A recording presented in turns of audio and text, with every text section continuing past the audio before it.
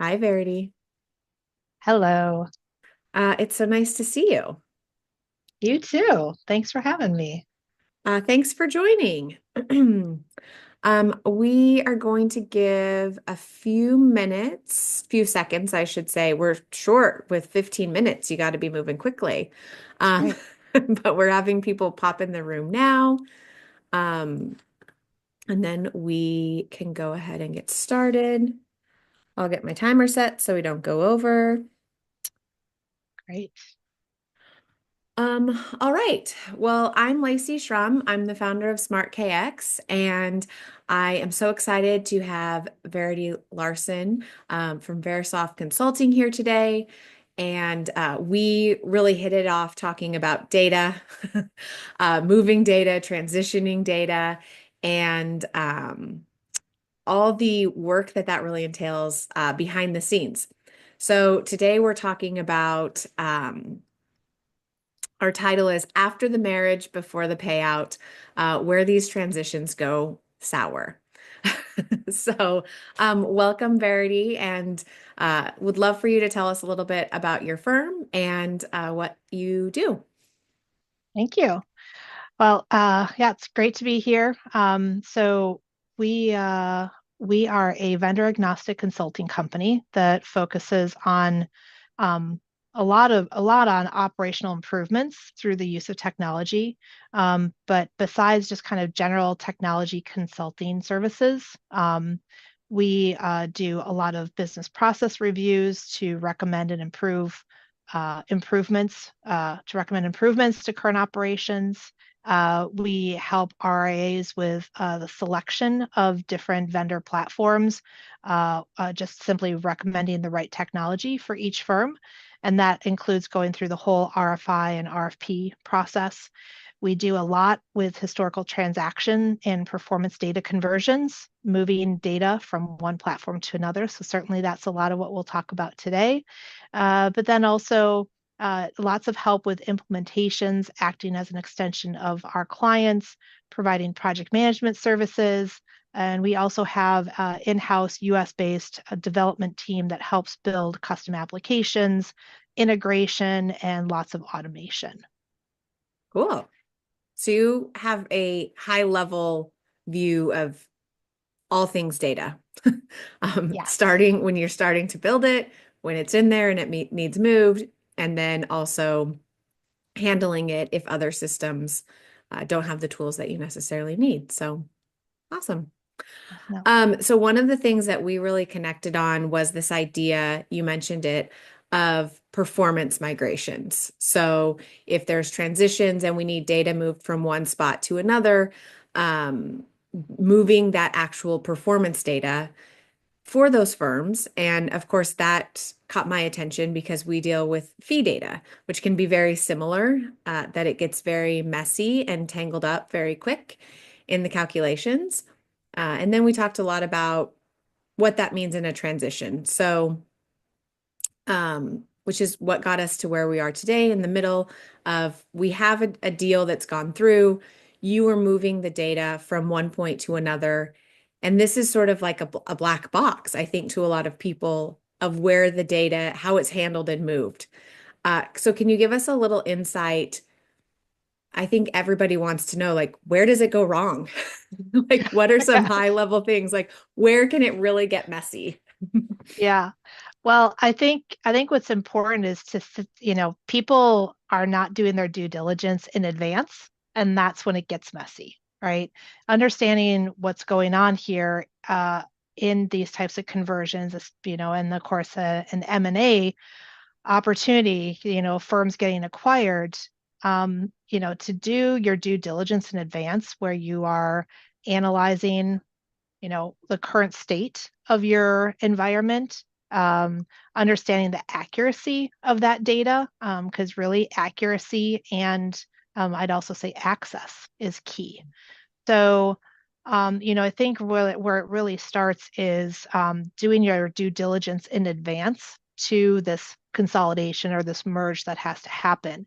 And things that you can do are like talking to your vendors or even your technology staff understanding what's required to access the data or to extract the data, and certainly start reviewing your data.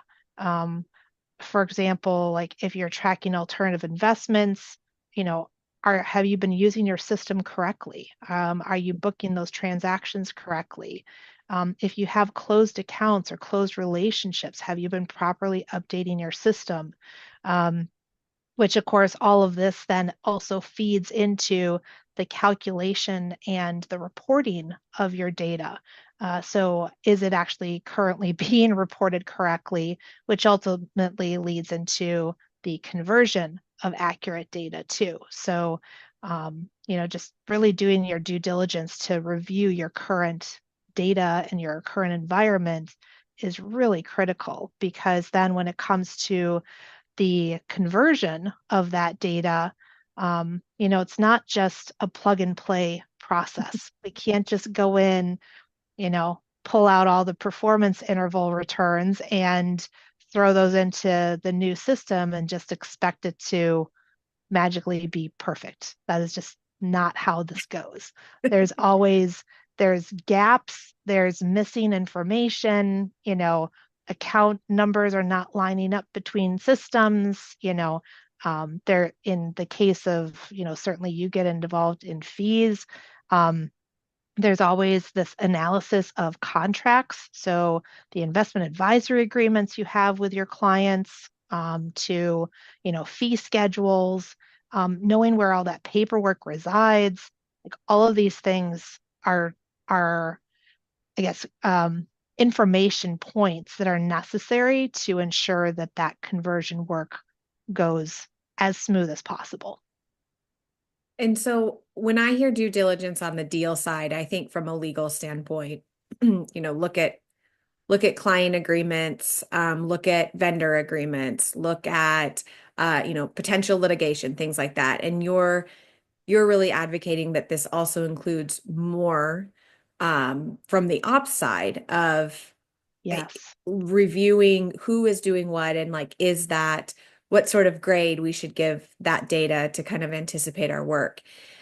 How who is doing that? Like what side of the deal is doing that? Are they doing it before the valuation or are they doing it after an LOI? Like what side of the party and then really like boots on the ground who's doing it?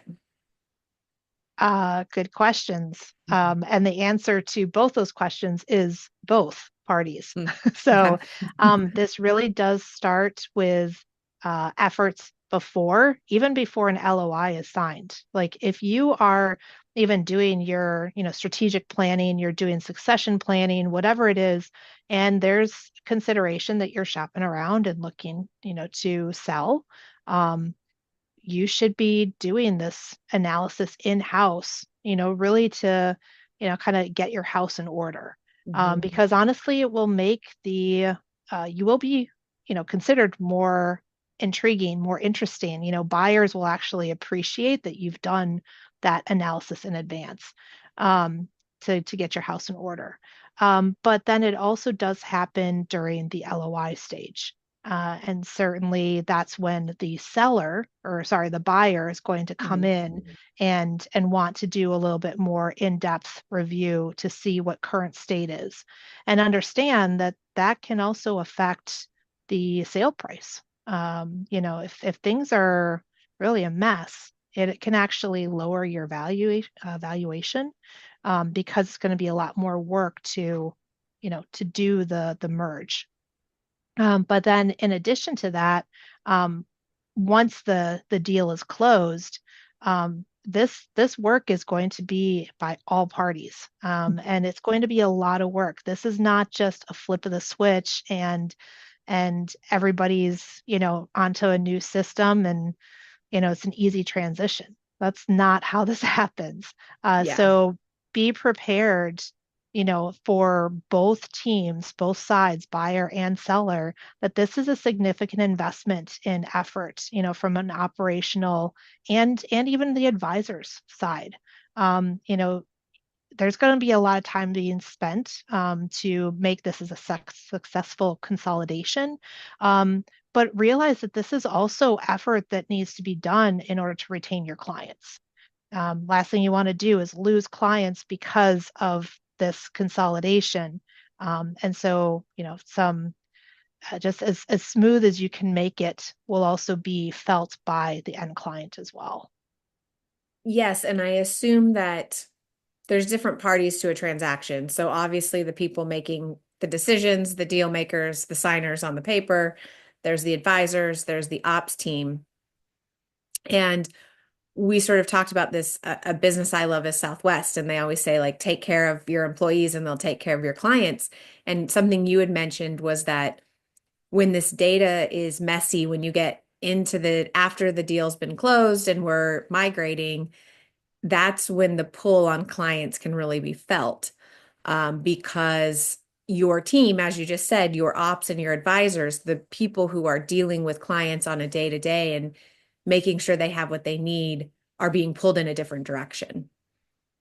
Definitely. Yep. And I want to add a comment here. So many people, like I said, think that it's just a switch of, the systems and it just miraculously is done. This is never an easy process, nor is it fast. I would say on average, you're looking at the consolidation, this merge, to take about 6 months.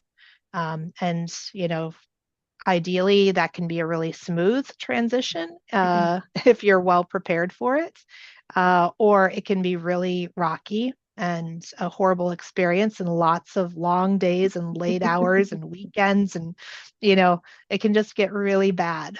So As, like which do as you want it to be? Especially when you're dealing with numbers going to clients regarding the amount they're paying you or the performance of their assets. Like Right. those are two numbers you You don't want can't to mess mess up. up. You No, cannot mess up. No. no. So what can advisors do right now? So we have a few weeks till the end of the year. Like what could they do to what's to get the biggest ROI on their data? They may or may not be thinking about transitioning, starting their own firm, just want a higher valuation, want to invest a little bit of time. Like what are some things that they could do to ease this burden should they decide to go down that road? Or even elevate themselves in a valuation standpoint. Yeah. I think it really does get back to like verify, you know, talk to your vendors, understand, what access you have to your data. How can you extract your data? Is it something where you can simply put in a request to the vendor and they can, give you an export in like a database or in text files? Is it something where you have to go about that effort manually through the front end of the system? Um, Start, like I said before, like looking at open versus closed accounts, review your relationships, make sure that, the groups are accurate. If you're Hmm. grouping clients by, you have billing groups, you have trading groups, you have reporting groups, making sure that there's accurate information there. Um, and then of course uh, just make sure that you are confident in the information that you are currently reporting to your clients. So certainly those performance returns, if there's any hesitation that you have over the accuracy of that, start researching that now. Because you just can't wait on that. Yeah. Yeah.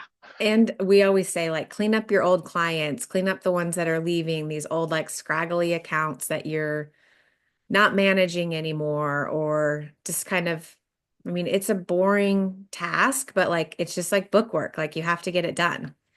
Yes, for sure. Yep. Anything else that you would like our listeners to know? Probably the last thing is if you are considering an acquisition, if you are on the seller side, or sorry, yeah, on the seller side, make sure that you understand the terms of the agreement with your acquiring firm. I don't, of course, need to say this. I mean, people pretty much know, but when it comes to your data, understand what they're going to be doing with it. Are they going to be archiving it? Are they going to be converting and consolidating it into the new platform? Are they doing historical transactions or is it just going to be performance intervals? if it's going to be either of those two, how many years of history gets converted. Some firms are only doing 3 years of history, some only do one, some will do back to inception. But really know what you're getting into, because that's also another kind of gotcha. I think that a lot of sellers realize after the deal is closed, all of a sudden they realize, oh my gosh, I'm not going to have my 15 or 20 years of data in my system Mm. anymore. And that's a big surprise. So know what you're going to be getting before you sign that deal. And what you're giving up. And If what you, you've been showing yes, your clients 20 years of performance and then all of a sudden you can only show 3, you can handle that, but you need to know before you print off a performance document 10 minutes absolutely. before the So you can meeting. also proper messaging to your clients, right? Setting Yes. expectations. Yeah. Cool. Well, thank you so much. So I've put, I'm going to skip here. We're Smart KX. We do everything that we've been talking about performance. We do those same things for fees. So we're rolling out some dashboards over the next 3 weeks, 3 or 4 weeks that talk about exactly what we've been covering in these webinars, which are metrics, knowing your business, knowing how to shift from a practice to a business, things that are also useful as we're seeing firms open up their own shop or transition, understanding their billing rate, how much they're charging clients, are their contracts in good order, so they can get the highest valuation, whatever they're using it for. So we have 2 more webinars coming up. This is the contact information for Smart KX and our guest, Verity, and she's at Verisoft Consulting. They have really great social media presence as well. They just did an awesome music video, which I was so envious of. So check them out both online and on LinkedIn. And thank you so much for joining us. And I hope you have a great holiday season. And thanks everyone for participating.